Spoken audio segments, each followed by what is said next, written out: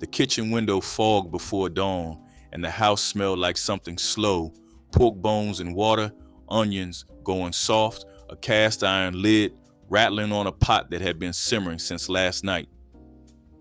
That was winter in a black household. Here are 30 cheap African American winter dishes no one makes anymore. Potlikker soup with cornmeal dumplings came from nothing and filled you like a promise kept. After collards or turnip greens simmered for hours with smoked meat, the cooking liquid left behind, rich, dark, mineral heavy, became its own meal. In kitchens across the rural South through the 1940s, nobody threw that liquid away. You saved it the way you save bacon grease, near the stove, always ready.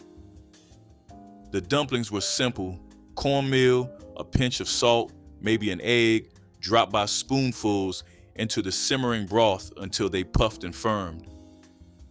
Gula communities along the Carolina coast had been stretching one pot of greens into two full meals this way for generations. You knew the dumplings were done when they floated. You didn't time them, you watched. And the broth itself, what old folks called the liquor, carried iron and the deep green flavor of everything those greens had given up. The smell of peanut soup could stop you in the hallway before you even reached the kitchen. Roasted peanuts, ground smooth, simmered in broth with onion and a pinch of red pepper, thickened until the spoon stood up in the pot. This dish carried roots straight from West Africa, where groundnut stews had fed families for centuries before the first ships crossed the Atlantic.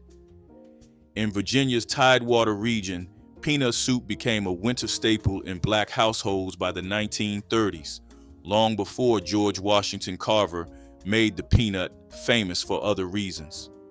The soup cost almost nothing: a handful of peanuts, some water, whatever scraps of celery or onion were around, but the flavor was enormous, creamy, and warm with a slow heat underneath that didn't announce itself until the second spoonful.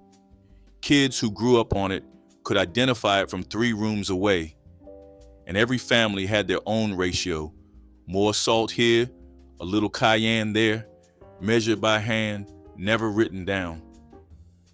You asked for the recipe, they'd laugh and pour you another bowl. She used to start the neck bones Saturday afternoon so they'd be ready for Sunday dinner. Smoked neck bone and rice wasn't something you rushed.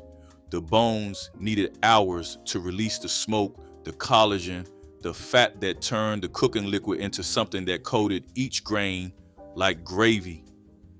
In the 1950s, smoked neck bones were what the butcher had left after the better cuts sold. Black families bought them for almost nothing and turned them into the centerpiece of a winter table. The rice went in toward the end, absorbing broth until every grain carried that full peppery weight. In households that came north during the Great Migration, this dish was a direct line back to kitchens left behind in Mississippi. After she passed, 3 of her daughters tried to make it her way. None of them could. Dried lima bean stew with salt pork kept quietly on the back of the stove all through the cold months, asking for nothing but time.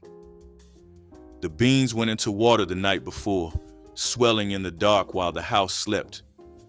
By morning they were ready, a chunk of salt pork scored so the fat would render slowly, a quartered onion, black pepper, maybe a bay leaf. Through the Depression years, dried limas cost pennies a pound and stored for months in cloth sacks hung from pantry nails. One bag could stretch across weeks of dinners. The stew thickened on its own as the beans broke apart, their starch dissolving into the broth until everything turned creamy without milk or cream. Served over rice or scooped with cornbread, it filled working men and growing kids with warmth that lasted past sundown. Nobody called it anything special. It was just what you ate when the money ran thin, and the woman at the stove still made sure everyone had something hot. Before the first real frost hit, The smell of crackling bread told you hog killing season had arrived. Cracklings, the crispy golden bits left after rendering lard from pork fat, were folded straight into cornbread batter and baked in a scorching hot cast iron skillet. The bread came out with a crust that shattered when you broke it and pockets of salty, crunchy pork embedded in every bite. In the rural South through the 1940s, hog killing was a community event, families gathering in November or December when the cold kept the meat from spoiling. Nothing went to waste, not a scrap, not a drop. The cracklings were the reward for the labor. Some women pressed them out fresh and stirred them in while the batter was still warm. Others saved them in jars, rationing through winter so the bread could keep its richness even in February. You could tell who made the best cracklings by whose kitchen you could smell from the road. That bread didn't need butter. It didn't need anything but a glass of buttermilk and a chair by the fire. When the root cellar was the only grocery store that mattered, turnip root and green stew kept households fed through the lean months. The whole plant went into the pot. Dense white root, chopped rough, bitter greens, torn by hand and added later so they wouldn't cook to nothing. A piece of smoked jowl sat at the bottom, giving up salt and fat as it simmered. Turnips grew in poor soil when nothing else would, and they stored for months underground. By the 1950s, most black families in the Deep South kept a row of turnips specifically for winter eating. The stew was better the second day after the flavors settled and the broth thickened overnight. You reheated it slow, and the kitchen filled with that earthy, peppery smell that said somebody here still cooked from the ground up. In the 1940s and 50s, streaker lean and biscuits was the breakfast that got a man out the door and into the cold without complaining. Streaker lean, a specific cut of salt-cured fatback with thin ribbons of meat running through the fat, was sliced paper thin and fried in a dry skillet until it curled and crisped at the edges. The rendered fat stayed in the pan, and into it went a splash of black coffee to make red-eye gravy, dark, salty, slightly bitter, and unlike anything you've tasted if you didn't grow up with it. The biscuits were split open hot and laid face down in the gravy until they soaked it up. This was survival food, dense with calories for men heading to the fields or the factory floor when the temperature hadn't climbed above freezing. The cut itself has nearly vanished from butcher counters, replaced by prepackaged bacon that doesn't render the same way or carry the same depth of smoke and salt. Nobody asks for streaker lean anymore. Most butchers under 60 wouldn't know what you meant. Sweet potato and pork neck stew came from the root cellar and the scrap bin, and it ended up on the table like it belonged there. The sweet potatoes, and pulled from sandy soil in autumn and stored in straw, were cut into thick rounds that held their shape through hours of cooking.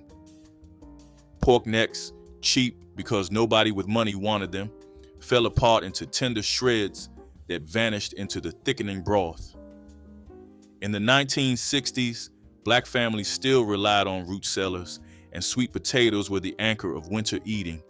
They brought natural sweetness to the savory pork without needing sugar or spice, salt, pepper, and onion, and patience, the whole recipe. The stew darkened as it cooked, turning amber, and by dinner time, it was thick enough to eat with a fork.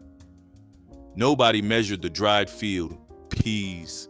They scooped them from a cloth sack by the handful and poured them into the pot, already knowing how much water to add by the sound it made hitting the sides. Dried field pea soup, made from cowpeas that traced their origin straight back to West Africa, was a winter constant in black kitchens from the 1930s through the 70s.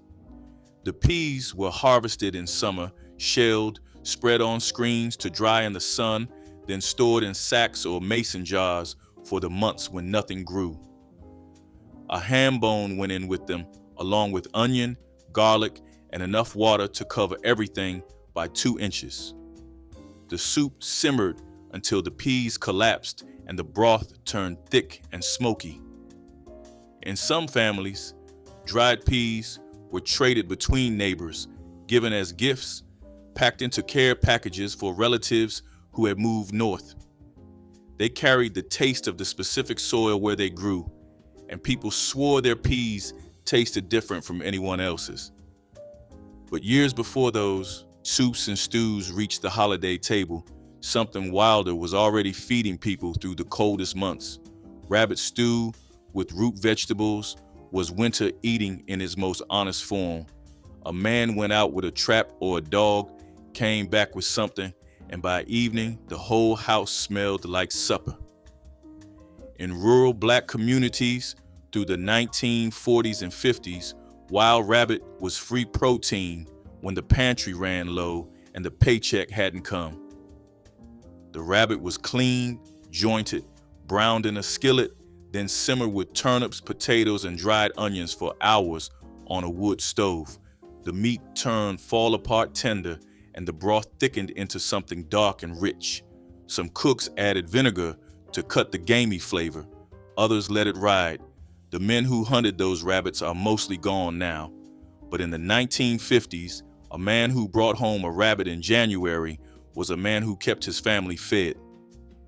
If the temperature of those kitchens carried stories, hogs, head cheese would have a novel. The name alone stopped people who didn't grow up with it, but in African American households during hog killing season, November through January, it was a delicacy made from patience and the parts of the pig nobody else wanted. The whole hog's head was boiled for hours with onion, vinegar, bay leaf, and red pepper flakes until the meat slid off the bone and the liquid turned gelatinous from natural collagen. The meat was picked clean, chopped fine, seasoned again, pressed into a loaf pan, and set outside in the cold to firm overnight. By morning, it had set into a solid, sliceable loaf, savory, tangy, and rich with the texture of a rough country pâté. Sliced thin on crackers or bread, it lasted for weeks in cold weather. Every household had their own vinegar to pepper ratio, and arguments about whose was better stretched across entire winters. The women who made it didn't call it fancy. They called it finished, one more use for something that would otherwise go to waste. Pepper pot soup carried a history most people who ate it never knew. Tripe, the stomach lining of a cow, was the foundation, simmered with potatoes, onions, and heavy black pepper until the broth turned thick and the tripe softened into tender, chewy strips.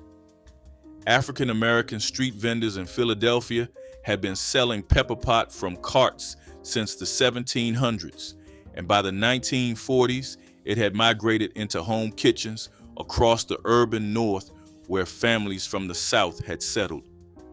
Tripe cost almost nothing at the butcher because most shoppers walked right past it, pale, strange looking, and unfamiliar. But in black households, tripe was familiar territory. You cleaned it with salt and vinegar until it was spotless, cut it into small squares, and let the pot do the rest. The pepper wasn't garnish, it was the engine driving heat through every spoonful on the coldest nights. Kidney, stew over rice, separated the kitchens that wasted nothing from the ones that had started throwing things away. Pork or beef kidneys, dark, dense, and sharp smelling, was soaked in salt water or milk to pull the bitterness out, then sliced thin and browned with onions and a dusting of flour. The gravy built itself from the drippings, thickened with broth and seasoned with black pepper and Worcestershire. By the 1950s, kidneys cost less than a dime a pound because most families had stopped buying them. But in black households where organ meats were still respected, This stew showed up on weeknight tables all winter. The rice caught the gravy the way a sponge catches water, and every forkful carried that deep mineral richness no other cut could give you. Her mother made it every other Thursday. After she was gone, her daughter tried it once, got the gravy right, but not the timing. She never made it again. You didn't need a recipe for ash roasted, sweet potatoes. You needed a fireplace and the patience to wait. The potatoes went straight into the ashes after the fire burned low. No foil, no pan, just raw sweet potato buried in hot coals and left alone for close to an hour. The skin blackened and cracked, but underneath, the flesh turned soft, caramelized, custard-like, with a sweetness no oven could replicate. Booker T. Washington described eating sweet potatoes roasted this way as an enslaved child in Virginia, and the practice continued in black households well into the 1960s, as long as families still had hearths or wood-burning stoves. You knew they were done by pressing the side. If the skin gave and the inside felt like it was about to collapse, they were ready. No one used a thermometer. No one set a timer. The knowing was in your hands, passed down from whoever taught you to build a fire in the first place. Kids burned their fingers, pulling them from the coals, splitting them open, and watching the steam rise. That steam smelled like winter itself, sweet, smoky, and gone too fast.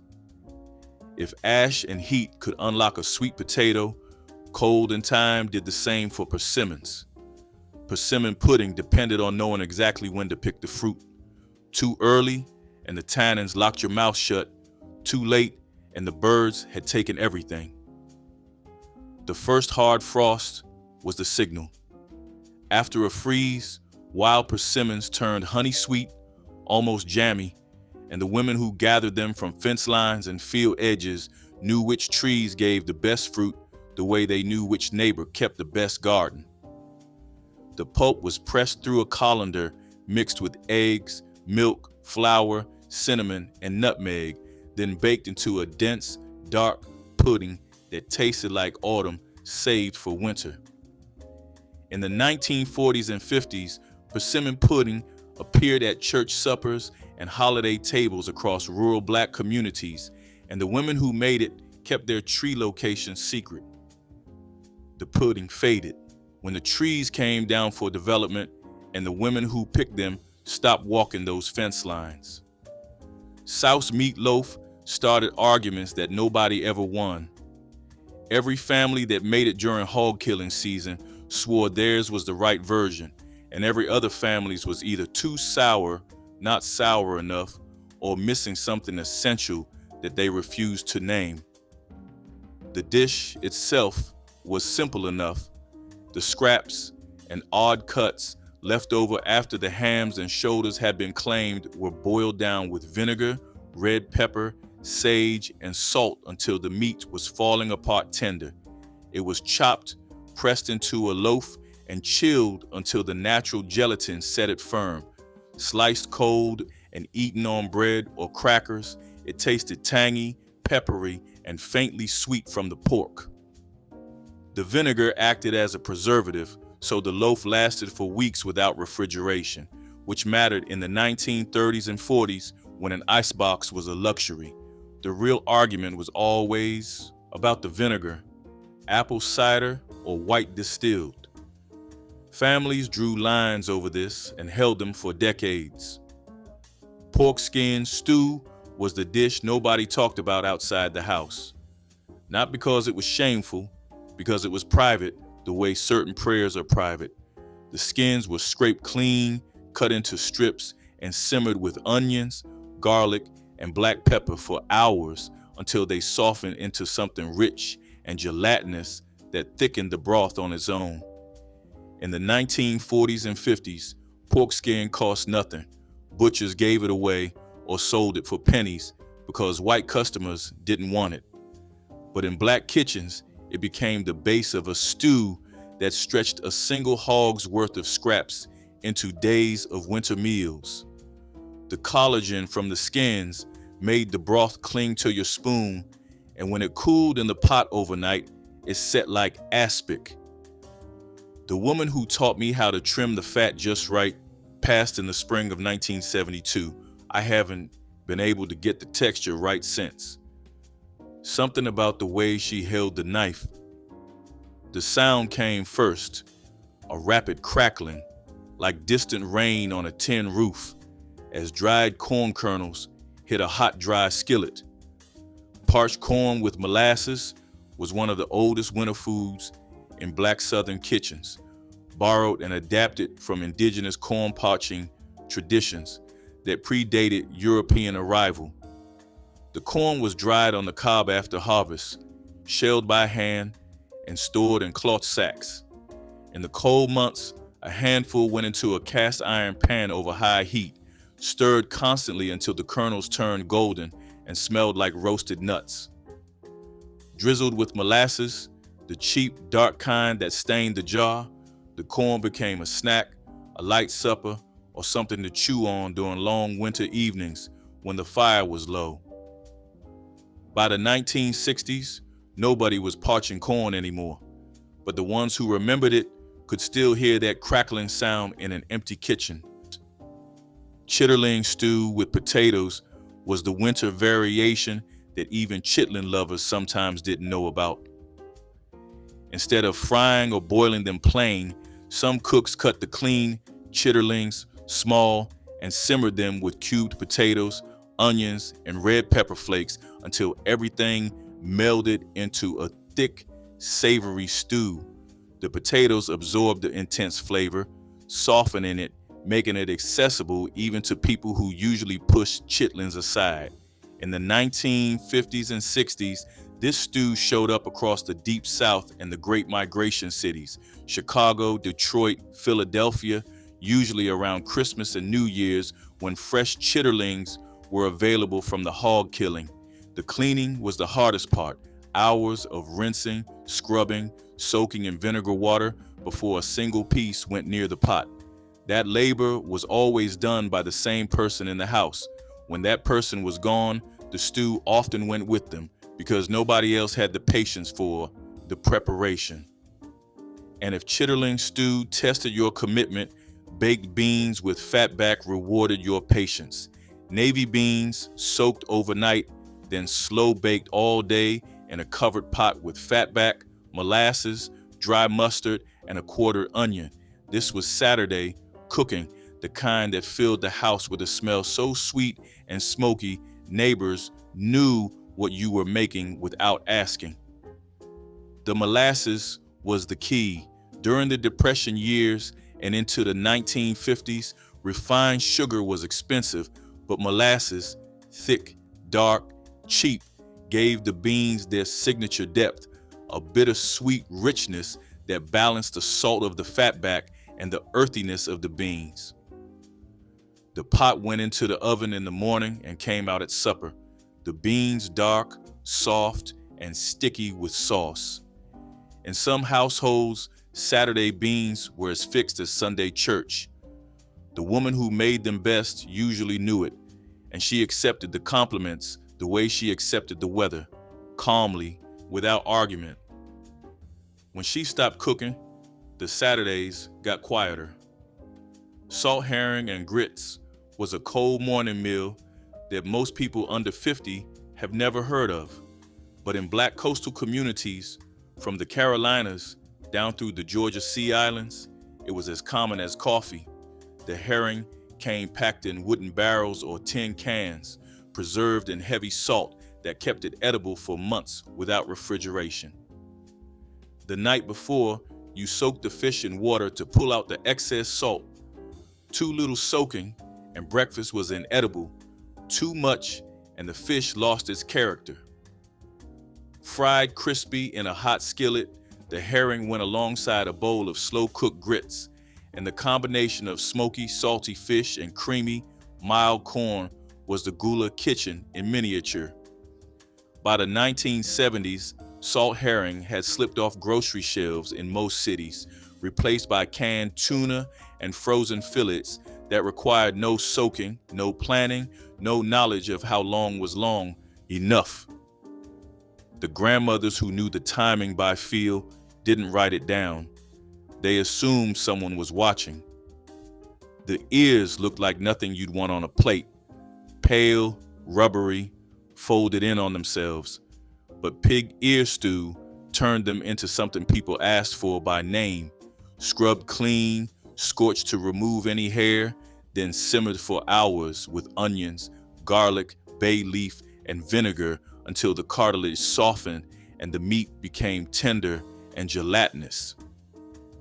The texture was unlike any other cut, somewhere between slow-cooked pork and the chewiness of a good dumpling, and the broth turned silky from the collagen. In the 1940s and 50s, pig ears were practically free at southern butcher shops, tossed into a paper sack with the other parts that white customers refused. Black cooks took those sacks home and turned the contents into meals that fed entire households. The stew was served over rice or with cornbread, and in some homes it was the dish you made when everything else had run out. It was the last defense against an empty table, and it held that line with dignity. Potato and onion soup with bacon drippings was the meal that answered the question nobody wanted to ask out loud.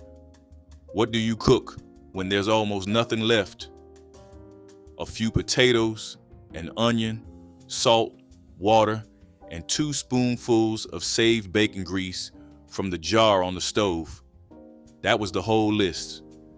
The potatoes went in rough cut, the onions sliced thin, and the bacon drippings gave the broth a richness that made the soup taste like it had meat in it, even when it didn't. Through the 1940s and 50s, this was a Wednesday night staple in Black households where the weekend groceries had already run out and payday was still 2 days off. Some women mashed half the potatoes against the side of the pot to thicken the broth and left the rest in chunks for texture. It wasn't a recipe anyone bragged about. It was a recipe that kept people fed. And when she made it, she'd hum something low and steady over the stove, and the soup tasted better for reasons that had nothing to do with the ingredients. Smoked sausage and cabbage in one pot was the kind of supper that could stretch to fit whoever walked through the door. A few links of smoked sausage, the kind made by a local butcher or a neighbor who still cured their own, sliced into thick rounds and browned first, then a head of cabbage cut into wedges, an onion, and enough water to steam everything together in a covered pot.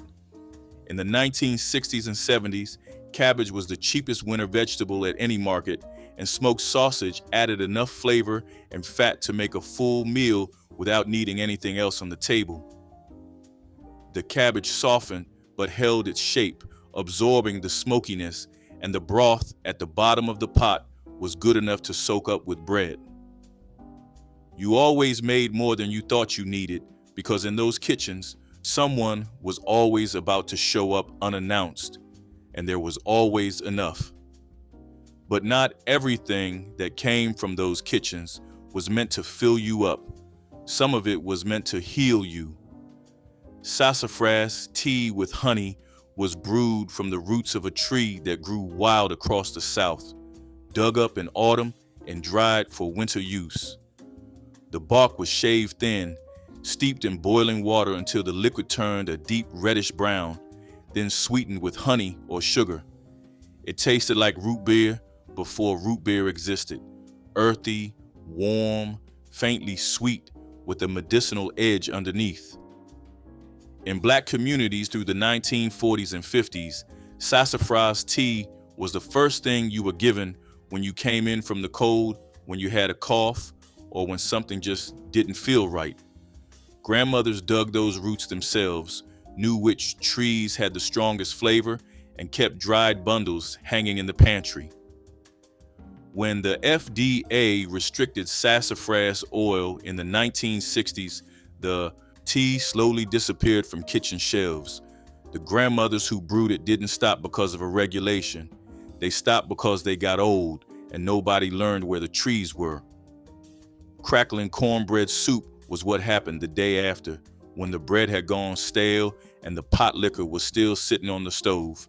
You broke the leftover cornbread into chunks, cracklings and all, and dropped them into the warm broth, letting the bread soften and swell until it turned into something halfway between soup and porridge. In the 1940s and 50s, this was the ultimate waste-nothing meal, a dish made entirely from the remains of other dishes.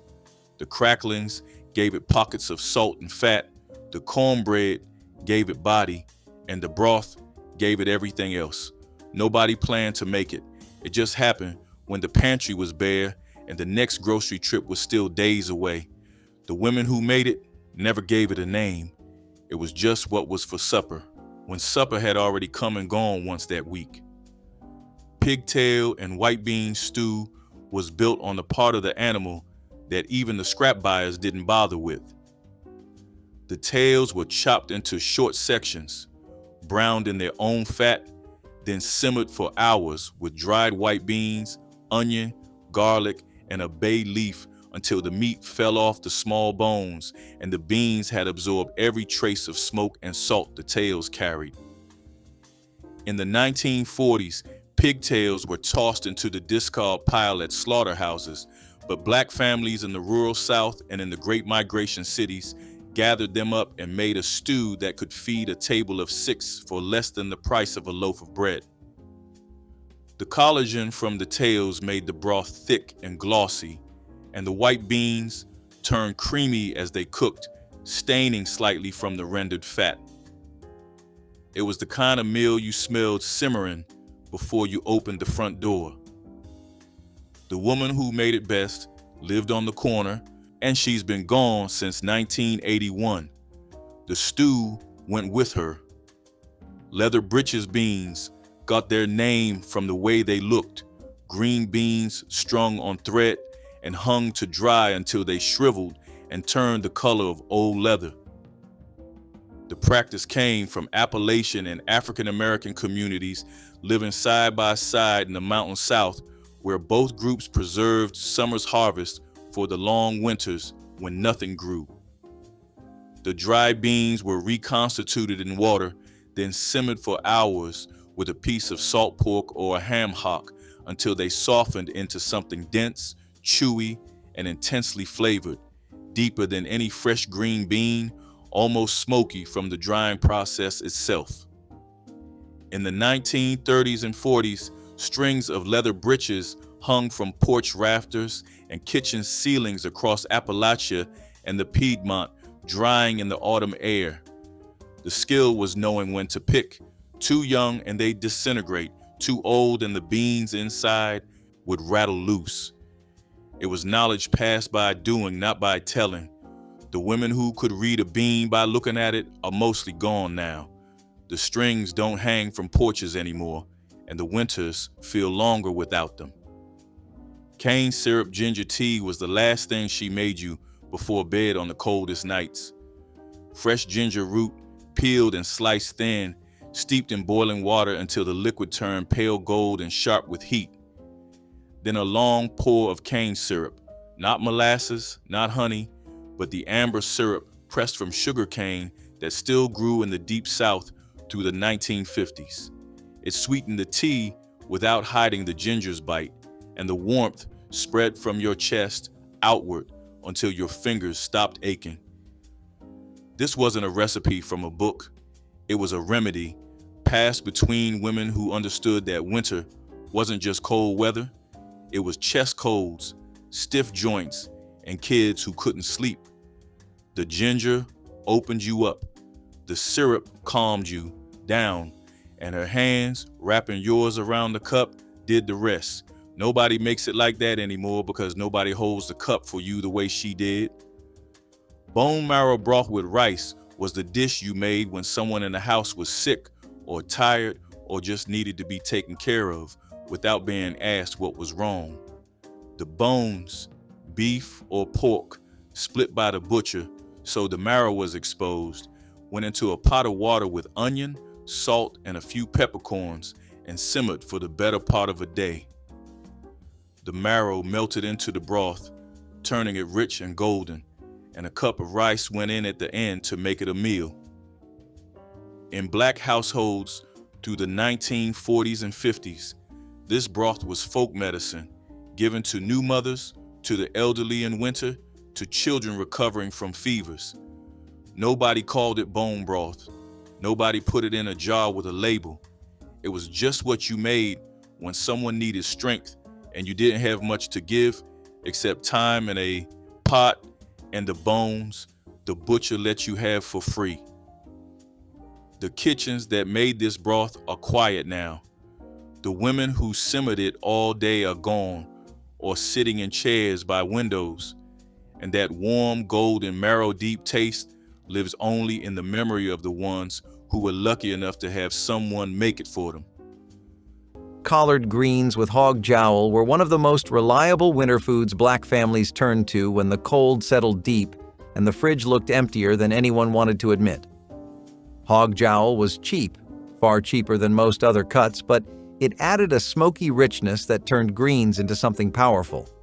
The pot simmered for hours, filling the house with a slow, rising warmth that made you forget how cold it was outside. Kids grew up on this smell, associating it with safety, hunger, and comfort all at once. The greens softened as they cooked, soaking up every bit of flavor the hog jowl released. Served with rice or cornbread, they became a full winter meal that did not need anything else. It tasted like tradition, like resourcefulness, like the kind of food made by people who knew how to survive anything. Collard greens with hog jowl were not just nourishment. They were a lesson passed down one pot at a time. Cabbage and ham hock stew was one of the most dependable winter meals your grandparents made. A pot that stretched small ingredients into something filling enough to chase away the cold cabbage was cheap, sturdy, and available even when other vegetables disappeared from store shelves or gardens froze over. She chopped it into thick wedges and placed them into a heavy pot alongside a ham hock, often the least expensive cut, chosen for its flavor rather than its meat. As the pot heated, the ham hock released its smoky richness, slowly seasoning the cabbage with depth that tasted far more luxurious than the cost-suggested potatoes or onions were added when available, each one breaking down into the broth, turning it hearty and warming. The stew simmered for hours, the cabbage softening into silky layers that absorbed every bit of flavor the ham hock offered. Winter afternoons felt shorter when that pot was on the stove, its bubbling sending warmth through the kitchen and fog across the windows. When she served it, the broth clung to the spoon and filled every stomach at the table. Cabbage and ham hock stew was winter comfort at its purest, and its simplicity made it unforgettable. Neck bone stew carried families through the coldest months when money was tight and bellies needed filling. Pork neck bones were cheap at the butcher counter, often sold for pennies a pound because most people overlooked them. But Black cooks knew better. They understood these bony cuts held deep flavor, waiting to be coaxed out through gentle simmering. The bones were browned first, then covered with water and left to bubble alongside potatoes, carrots, onions, and celery until the meat became fork tender. Some families added turnips or cabbage to stretch things further. The smell alone announced dinner was ready, drifting through every room like a warm invitation. Children hovered near the stove, waiting to tear meat from bones with their fingers. This stew proved the humblest ingredients could become something worth gathering around. Cornbread and potlikker was a winter lifeline, the kind of dish that carried a deeper history than most people realized. Potlikker was the broth left behind after cooking greens, and in many families it was considered just as valuable as the greens themselves. Thick, salty, and full of nutrients, it became a meal all on its own when paired with a slice of fresh cornbread. Mothers would crumble the cornbread into the potlikker or pour the broth directly over the bowl, letting it soak until the edges softened. Kids loved it more than they ever admitted, especially on nights when the cold felt sharp and the house needed something warming. It was simple food, but it tasted like something older, something that came from the days when nothing was wasted because nothing could be. Potlikker filled you up in a way that made your whole body feel steadier. Cornbread gave it something to cling to, turning a thin broth into a full meal. It was winter resilience in a bowl, humble but powerful. No matter how tight groceries got, this dish always came through. Sweet potato stew was one of those slow, hearty winter meals your grandparents leaned on when they needed something filling that could stretch across days. Sweet potatoes stored well through cold months, waiting in pantry boxes until needed. She peeled and chopped them into thick chunks that held their shape through long cooking. Into the pot they went with onions, spices, and water or broth if she had it. As the stew simmered, the potatoes softened into tender bites that warmed the body from the inside out. The broth thickened into a sweet, savory coating that tasted richer than its ingredients suggested. Sometimes she added rice to stretch the pot or a bit of meat when possible, but most days the stew stood proudly on its own. Its sweetness made it a favorite among children, and its heartiness made it reliable for adults facing long winter days. By the time it reached the table, the house felt warmer and everyone felt cared for. Chicken foot stew might raise eyebrows today, but in black kitchens of the 1970s, it was beloved comfort food made from parts others threw away. The feet were scrubbed clean, blanched to remove the outer skin, then simmered until they released natural gelatin into the broth. This created body and richness that regular chicken pieces could not achieve. Potatoes, carrots, and onions joined the pot, soaking up that deeply savory liquid. Some cooks added hot peppers for warmth that went beyond temperature. The stew was valued during winter illnesses when families believed its collagen-rich broth could heal what ailed you. Children sometimes balked at the appearance, but one taste usually converted them. The feet were free or nearly so, making this stew an act of pure kitchen wisdom, taking what was dismissed and creating nourishment. Cabbage and smoked sausage skillet was the kind of dish that proved you could take almost nothing and turn it into something that fed a whole house without anyone feeling shortchanged. Cabbage was cheap, one of the cheapest vegetables in the store, and it filled a pot in a way almost nothing else could. Mothers would slice it thin, toss it into a skillet with a little oil, and stretch one single sausage link so far that every person at the table swore they got a piece. The smell of cabbage hitting the pan was unmistakable, sharp at first, but softening as it cooked down into something sweet and cozy. The sausage added just enough smoke to trick the mind into thinking the meal was richer than it really was. Kids would hover, waiting for the moment when the cabbage wilted just enough to match the shine of the sausage pieces. It was simple, hearty, and warm, and it filled bowls in a way that lasted through the night. In the winter, when money was tight and the weather felt unfriendly, this skillet kept people going. It tasted like thrift turned into comfort, like a mother's hands doing quiet miracles with whatever she had. It was everyday food that remembered its purpose well. Pork neck bone soup was a true winter classic, the kind of meal your grandparents made from inexpensive bones that transformed into something rich and comforting after hours of steady simmering. Neck bones were cheap enough to buy on even the tightest weeks, and she knew exactly how to coax flavor from them, rinsing each bone and placing them gently into the pot as though she were handling something far more precious.